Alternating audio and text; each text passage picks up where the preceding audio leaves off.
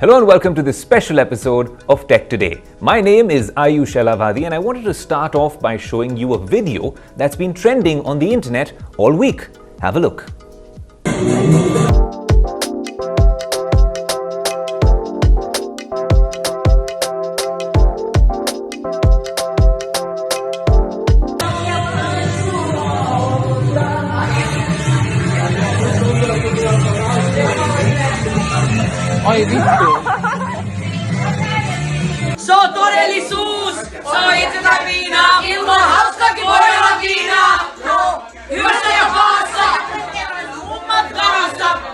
Now, these private videos that you just saw have divided public opinion, especially in Finland. Well, it might look like a bunch of 30-year-olds dancing and singing at a private party.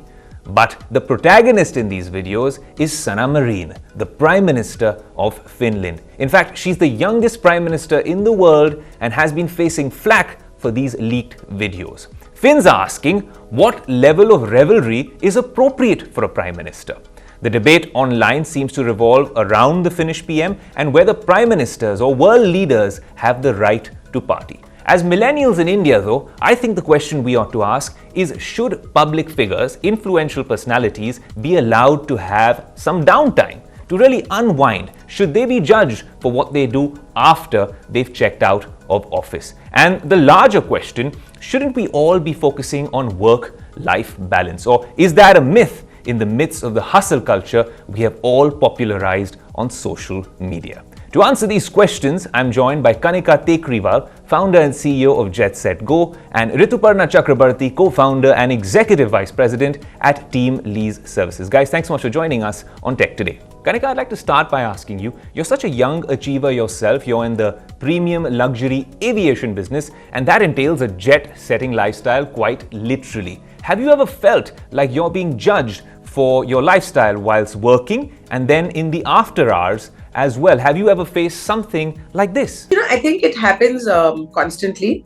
And, just to give you a very recent example, I was on a friend's 40th birthday in Paris last week.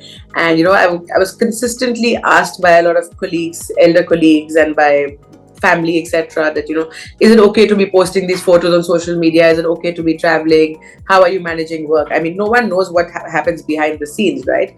But I think that whole point where, at one side as founders, you're trying to be authentic, your brand is authentic, you're trying to be real, that's not acceptable. You're asked to be authentic. But at the same time, you're being judged for being authentic. A girl who goes out till 2 a.m. in the night and has a couple of drinks is very well capable of running a very successful business.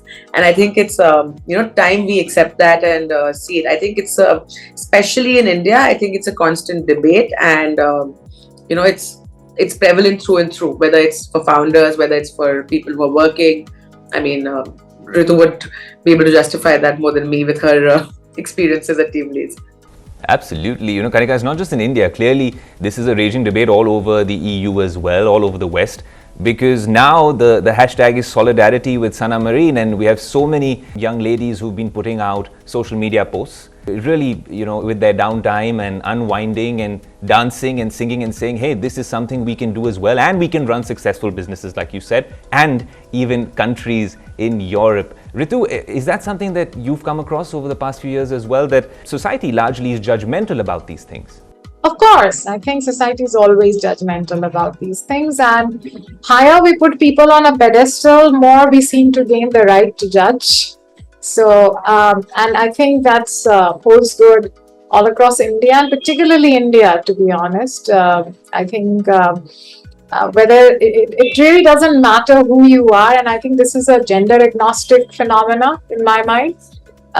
But my take has been is that I personally feel that organization has to recognize that and stand above this judgment, because if, especially employers, if they start taking the position of being these judges, they'll have a hard time attracting, retaining millennials, for example, who have a completely different approach towards work, life than what it was in the past, maybe when in our generations or the generation before us. So I think when we are talking today about concepts like moonlighting, where we are telling the world and telling employees that you have the right to do or choose what you want to do in your own time.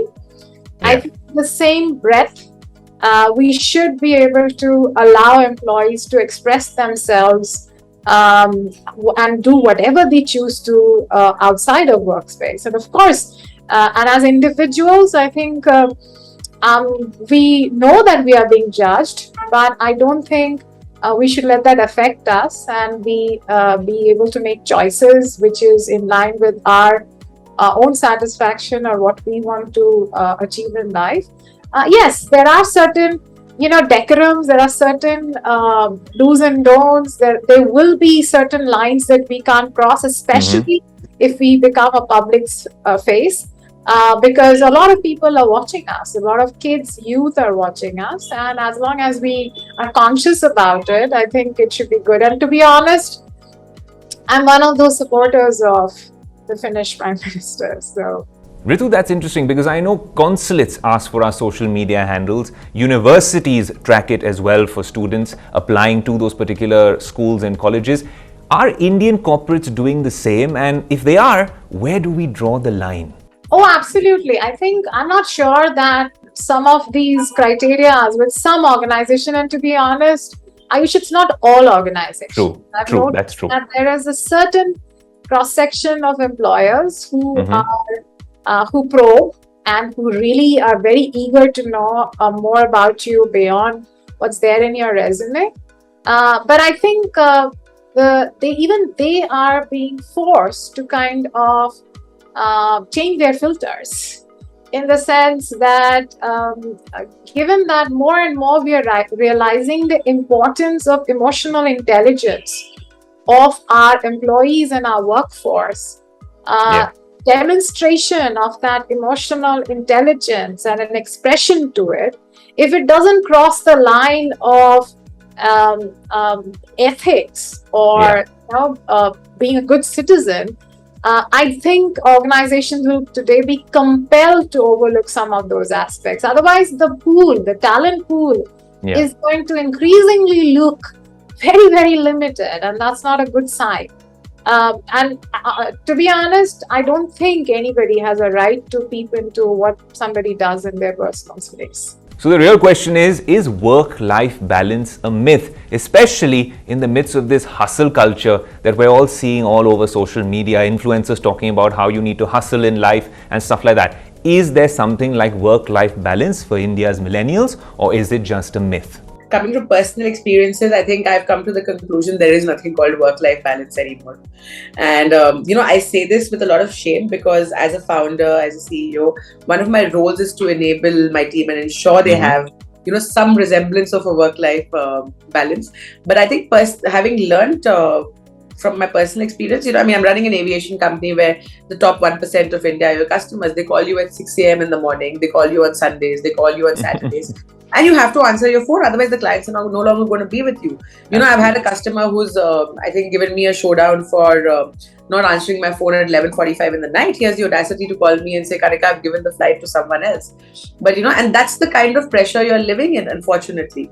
There are a lot of times, I'll give you a very recent example. My VP applied for leave, my VP engineering, because his sister gave birth to a child. And he actually wrote on his WhatsApp message to me that, ma'am, I will be available on phone 24/7, although I'm on leave. Only from this time to this time for the 1.5 hours that there's a puja going on, I won't be available. I actually felt ashamed that, is this the organization that we're building? Is this what we're doing? But I think, the culture today, the environment we're thriving in with WhatsApp and email and smartphones and everything, putting your phone off is a crime. Earlier I used to look forward to flying on flights simply because Wi-Fi didn't work. Now you've got Emirates and Lufthansa giving you free Wi-Fi. Even telling a customer that, okay, I was on a flight, you don't feel like doing it. And it's not a very healthy situation to be in because, with the kind of pressure and stress we're all living in today, I think everyone needs some downtime. Everyone needs to unwind. Everyone needs to take some time off in whichever form or method it may be. My friends always make fun of me, where I'm at a dinner or I'm at a sit down dinner, and in the middle I'll get up saying, guys, just 2 minutes, I'm coming back. And everyone looks at me like, there she goes, she's not coming back in 2 minutes, because there is a call you have to accept. And I don't think this, this pseudo concept of work-life balance is ever going to happen in a country like ours. Especially, Okay. when I was working in Europe, I remember my superiors used to put off their phone at 6:30. They had work phones and personal phones. In India, that concept doesn't exist. If you want a job, if you want to survive, you're expected to be plugged in, available all the time, which isn't the healthiest world to be living in. Ritu, I'm hoping you don't share that opinion and I get a plurality of opinions on this show with my guests. And work-life balance is not a myth. Is that what you've seen with your research and findings? I have to agree with Kanika that Okay. work-life balance is a myth, and there is no code or there is no science to that algorithm. I'm a firm believer that as long as you're able to give 100% to the person you're at that moment right in front of, you're maintaining your balance, right? I guess that's in my mind is work-life balance. And there is sometimes I get more out of spending 2-3 hours with my daughter rather than spending like 10 hours in front of my daughter, right? So I guess for me, that's the definition of work-life balance. What is comfortable for me, what makes me happy, what gives me peace, and also helps me pursue my aspirations.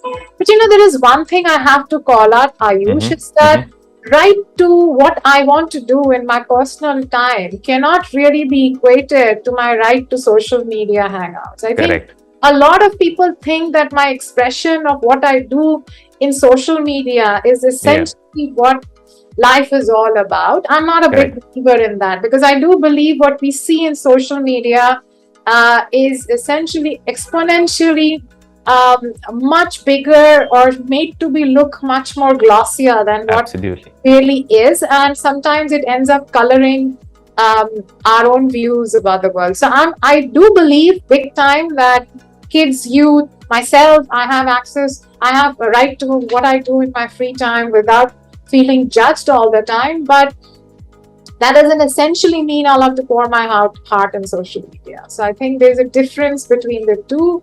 And yes, sometimes you just have to make peace with the fact that you're being judged, but yet you need to still leave the house. You can't wait for all signals to be green before you leave the house. You still have to go out and do what you think you must, just like the Finnish Prime Minister did. I think she stood her ground. She did what she had to, and one should not feel apologetic about it. Absolutely. We have to bring about change. We'll have to just go ahead and express ourselves.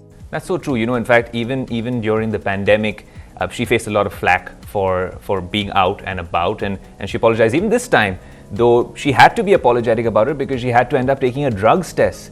And that drug test, which obviously turned out negative, is something she had to come out and address the media with as well. But Kanika, just getting your thoughts as well. We're talking about tech companies and social media companies as well. And when we talk about social media companies, something that Ritu just mentioned, that a lot of us can't always, and even you said this, that a lot of us can't always switch off from our mobile devices, from our tablets and our computers and that work life. But it's kind of interesting whenever we're traveling on tech today and we meet a lot of top tech titans around the world. And even if you watch Social Dilemma, it's a film on OTT, you'll notice that a lot of the top representatives from tech companies make sure that they disconnect when they get home altogether, right? So I think it depends on the nature of the job as well and the nature of the role. But I also wanted to get your take on what is private, right? It's sort of the right to a private life. I won't say right to privacy, but the right to a private life if you are an influential public figure. How do you draw the line and ensure that what is private remains private? Should there be some sort of way to make sure that if this sort of information is leaked, there are some checks and balances in place? I'm so glad you bring this up again, because there is no fine line of what is private and what is not. If you're out at a dinner, there are people taking pictures of you. Forget being in a nightclub with a drink in your hand. If you're just sitting in a simple restaurant eating dinner as a public figure, there are people taking pictures of you. If you're walking to in the airport to catch a plane, with your family, there are people taking pictures of you. Why do our celebrities always have to cover their child's faces when they're taking them out, etc.? I think as a public figure, that right to having a private life is being taken away from individuals forcefully. We were in Davos earlier this year, and there was a particular public figure who wanted to go out and just have a drink. And a friend of ours, we had to literally go scan the place out, make sure there's no one there, find a place for him to sit in a corner of a restaurant and have a drink. And I found it the most absurd situation to have found myself in. I said, we're just simply going out, sitting in a restaurant, grabbing a bite, getting a drink. Why do I have to go scope out the place like, I'm working for the Prime Minister of India as his Secret Service or something to check is there any issue going on? But he said, Kanika, you'll be surprised. If I'm holding a glass of water in my hand, it'll be termed as a glass of vodka in my hand with water. And tomorrow, so many votes will fall, or so many people, I'll become, the joke on social media.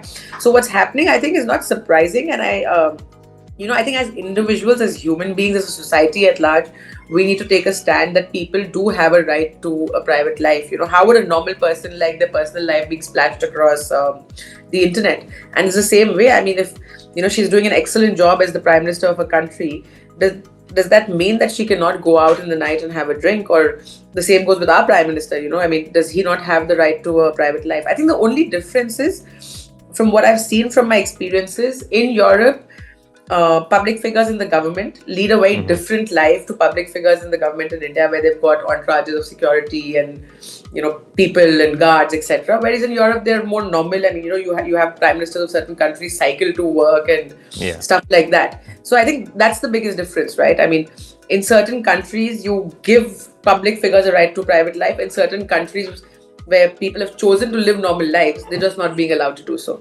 Ritu, I wanted to ask you the next question. When we're talking about India Inc. and young workforces, I was hosting a podcast a while ago, and I noticed that at a lot of tech companies, there seems to be a disconnect, because a lot of the younger workforce, the millennial workforce, were having a communication gap with their managers. And especially in a work from anywhere sort of a situation, that communication gap led to decreased productivity. Is that really an issue, especially with tech companies in India?